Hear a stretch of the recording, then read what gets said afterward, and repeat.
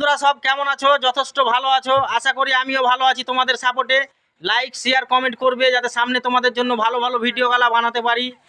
তো আজকে দেশে অনেক এফআইআর নিয়ে বহুত টেনশন চলছে জনগণের।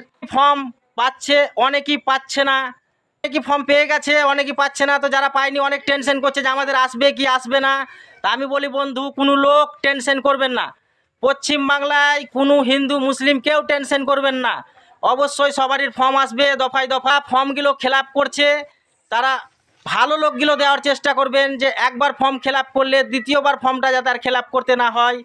তো ফর্ম ফিল আপ করছে, ভুল করে দিচ্ছে বা মিলাতে পারছে না। তো আমি বলি বন্ধু, শিক্ষকই ফর্ম ফিল আপ করার লোক দিবে যাতে দ্বিতীয়বার ফর্মের কোনো টেনশন না হয়।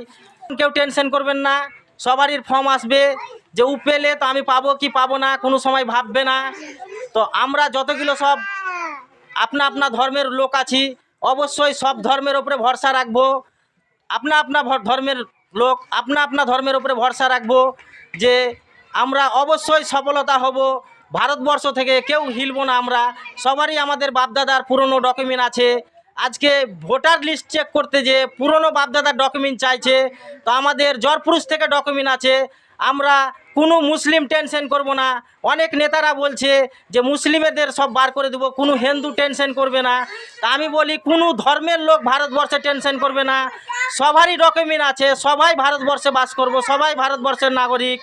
তো আমরা মুসলিম ধর্মের বলি যে আমরা আল্লাহর উপরে ভরসা রাখবো, আমরা কোনো টেনশন করব না। মারে তাকবীর।